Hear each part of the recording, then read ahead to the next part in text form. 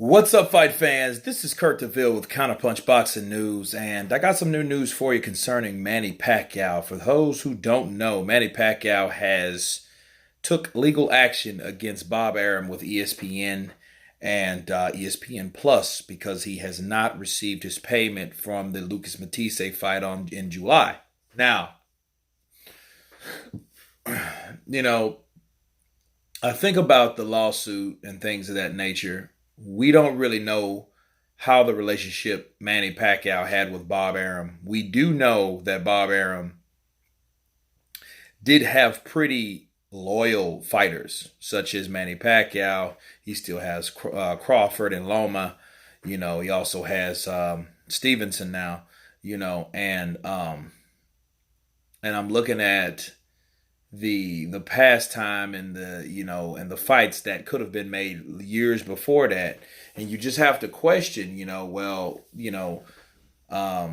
I understand that fighters that are promoted by certain promotional companies, when they're promoted by the same person, that they're more likely to happen, they're easier to get made, but it doesn't necessarily stop a fight. But I'm thinking, maybe, just maybe, Manny Pacquiao, the money is probably being held because of the federal government, since it is an American company, which is ESPN Plus, that broadcasted that in. That wasn't in Macau? That was in. Was that in Macau? No, that was in Dubai, I believe. And that might be the reason for that, but Manny Pacquiao is in talks with Eddie Hearn, and he's, talks of him joining the Dazn app, since he's went to ESPN Plus, and he's getting, having this hard of a time getting money back from a fight that was from the 15th of July, I think it was. That was a while back. You know what I mean? That's going on 2 months, so you're looking at it with Manny waiting 2 months to get paid. I think that he should go with someone that will pay him. The money is already there. PBC and Fox has done a huge deal, which I think it's so many millions a year. How did the deal go? I don't have the stats in front of me, but it's a huge deal that they've made. And, so you have the Zone, then you have the PBC and Fox, Premier Boxing Champions and Fox, they've got together, and, they're creating a lot of more money with Al Heyman, and so then you have the ESPN side. So you have three big entities, three streets, right? Like Errol Spence likes to call it, and I'll get to him a little later, but, you have a lot of avenues of boxing. I don't know if it's really better for boxing. I know the boxers, whoever signed to who, is going to get paid because they have enough money up front to pay these guys. So what Manny's problem he's going through right now, I can understand him suing him. My question is, did he have that type of money before? Bob Arum, that's how him and Floyd Mayweather fell out, when Floyd Mayweather was the pretty boy. When Floyd fought Arturo Gotti, he claims that Bob Arum didn't pay him still as of yet, or as of that interview rather with him and Brian Kenny, that he has of yet to receive his funds from that, or whatever, the remaining funds for that fight. So, but the DAZN, conveniently comes around the corner. And I've checked out that platform. I just downloaded DAZN, and it looks like a good, and it has more than just boxing. It has other sports on there, speed races, have Bellator with it. It's one of those fights where, one of those sites where you have a lot of content. They have all the Anthony Joshua. They have his first fight on there. So guys, if you're interested in following Joshua, to make sure, to catch up, to see what this guy did, where he started, and, compared to 21 fights later to where he's at, that would be a great platform to start, that would be the place to go to, and it's $9.99 a month. You get the first month free, and it's cool. It's cool. I really enjoy the app. I also have, the ESPN Plus, and and I notice like it reminds me of kind of like HBO Go, and those HBO Go's good. It's a good site, so you can watch whatever you want on there from HBO. But I notice a lot of fights that HBO broadcasted, you can't really see those. You can't just go back and watch, Felix Trinidad and Bernard Hopkins, or or Trinidad versus Forrest Whitaker.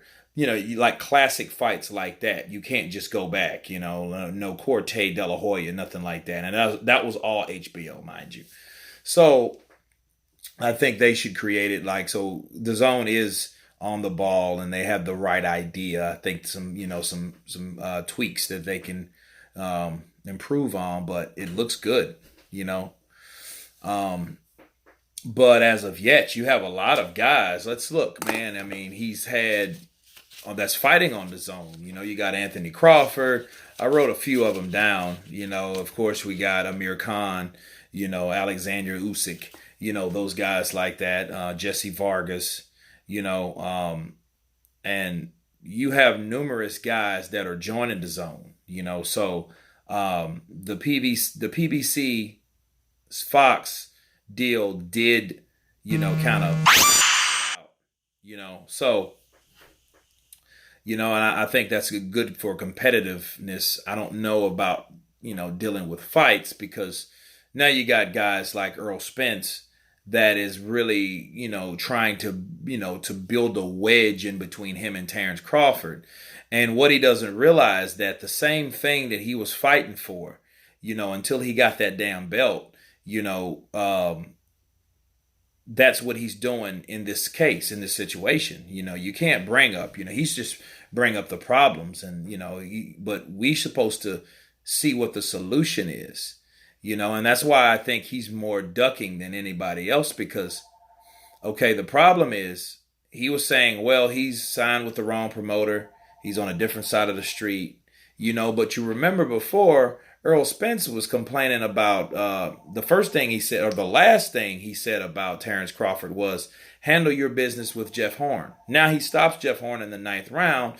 Now it's, people are on the other side of the streets shaking my head. But those sounds like excuses, because it's like he forgot what he said. Like, dude, have you forgotten that Terrence Crawford had to get past Jeff Hearn? Terrence Crawford has to get a belt, which Jeff Hearn had, so he beat Jeff Hearn by having that belt. Now he has a belt.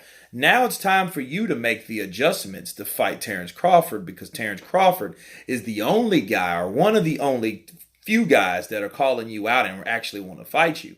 Sean Porter has a mandatory after he beat Garcia, so that's more than likely not going to happen. Keith Thurman's still out on commission, so more than likely that's not. He got re-injured his hand, so that's more than likely not going to happen anytime soon. You want to fight Mikey Garcia, you want to fight the Mighty Badger. Okay, well, that's fine. You can fight the Mighty Badger if you want to. You're not going to get full credit. You're not going to really even get any credit for beating that guy. You know what I mean? The only way that'll work out is Mikey Garcia ends up beating him, because all the odds are against him, not Errol Spence. Errol Spence is the guy that's expected to win. Okay? So I don't see where Errol Spence has all this room, and he's saying he's the A side. I talked about that earlier, an earlier video, and it's just retarded how you think you can fight Lamont Peterson, Chris Algieri, and Samuel Vargas. Well, he got the belt from Kell Brook, but Kell Brook didn't fight anyone in 3 years. And the only person he had was Sean Porter, and he hasn't even fought Sean Porter. So there's no one that Errol Spence has actually fought to legitimize his claim of being the A side. You know what I'm saying? Like, I don't get it. Like, I don't see where he gets that from. Maybe it was the liquid courage. Maybe. I would say so. I mean, that's the excuse I gave him, because he didn't normally talk like that out of element. I mean, He didn't necessarily do a Adrian Broner, but understand that's who he was around. Birds from the feather flock together, right? So a lot of times he was actually he was talking, but I think he was influenced by the guys that he was hanging around at the time and doing the things those guys were doing, and they were getting full. You know what I mean? And I think they were liquored up. And again, he was talking, some liquid courage, but he's saying that he won't go, out of PBC or Fox or Showtime rather to come over to ESPN. He's like, he's not going there at all. And it's like, you're just saying what you won't do not to get this fight done. So you're just giving the public excuses. We don't see Terrence Crawford saying that same thing. That smoke and mirrors analogy, I don't see where it's relevant. It seems like to me you're just giving people excuses on why you can't get this fight made. Because all we know is that these two guys are with different promotional companies, and we've learned from the past with some of the same guys that you are with. Al Heyman and Bob Arum has got together and has made good fights. So I don't see where this excuse is valid. So it makes no sense at all.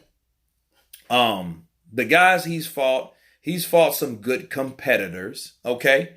Carol Brook was already damaged goods by the time Golovkin fought him. There's not even a win that you could really simply give him credit for. You know what I mean? So it's like, okay, well, who has Errol Spence fought to give him an A-side advantage? You know what I'm saying? Like, who has he fought? Like, literally. None of those guys were guys that you thought that he would beat or could be a good competitor for him. That's why he ran through them. Yes, and the guys that was avoiding him, like Danny Garcia, like Sean Porter, like Keith Thurman, he has not fought any of those guys. Can we get at least one of those guys? If he had at least one of those guys, I could see how he could make a better argument. But because Terrence Crawford hasn't fought these guys either, because Terrence Crawford has just came to the division. You know what I mean? But like I said before, if he wants to be anywhere near Terrence Crawford, he needs to do the things that Terrence Crawford done. And he hasn't done any of that. He hasn't went to another weight class, beat every champion, got every belt from that weight class, then went to the next weight class, then got the belt there. He hasn't done none of that. So I don't see where it comes off. It has to be liquid courage, man. He must have been drinking the yak, A sober man's thoughts is a drunken man's words. That's how they say it. This is what that was. And, to address all that in a nutshell, I think Errol Spence, let's see what he says. Because he's still ranting. He's still rebuttaling everything that Terrence Crawford has said, because Terrence Crawford did reply back, and told him, hey, boy, you're drunk. You don't know what you're talking about, and you're not the A side I am. And why would you bring that up anyway if you want the fight really made? Because it seems like to me when anyone brings up what side they're on, they're trying to make an advantage or leverage on how things are going to go. And then when that normally happens, we normally have obstacles. That's what happens in the sport of boxing. It never fails. Look at the last crap that we went through with the Joshua Wilder. Okay, Wilder's trying to pretend like he's A side and knowing he should be the side he's on. There's nothing wrong with the B side because, okay, let's look at Golovkin. Golovkin is in the same situation, but even kind of more, it's more so for Golovkin. Golovkin almost had every damn belt up there before Canelo went there, except the Ring Magazine and the WBO, okay, because Saunders has that. Well, he still was the B side, okay? That does not mean anything. Canelo was still the A side, coming from the Canelo weight of 155. So what makes Errol Spence think that he is going to be the A side in this? Because the parallel to Golovkin with those belts is the same belts that Terrence Crawford vacated to come there. Just like Canelo vacated the WBO, I believe, at the 154 pounds to come fight Gennady Golovkin. After he vacated, he dropped the belt of the WBC. So, but he was still the A side because this guy has the money. He fought Mayweather. He was on the pay-per-view cards, just like Terrence Crawford had his own pay-per-view card with Paul Stahl. How many pay-per-view cards has Errol Spence been on and headlined? You know what I mean? We got to make all this make sense. No, he does not have a fight in this argument. He loses. It was all liquid courage, and let's just squash it at that. But back to the Dazn app. The Dazn app looks hot. It looks like a good thing to invest in because, we get to see the fights. A guy like me has taken on a second job besides commentating in the entertainment industry. I've took on another job to work nights, so, a lot of those times I won't be able to see those fights, like I want to. So this app is good, especially when they're 4 or 5 in the afternoon, which I'll already be at my second job. So, I look forward to using this app and seeing what's already on it. And I'm going to actually check it out now.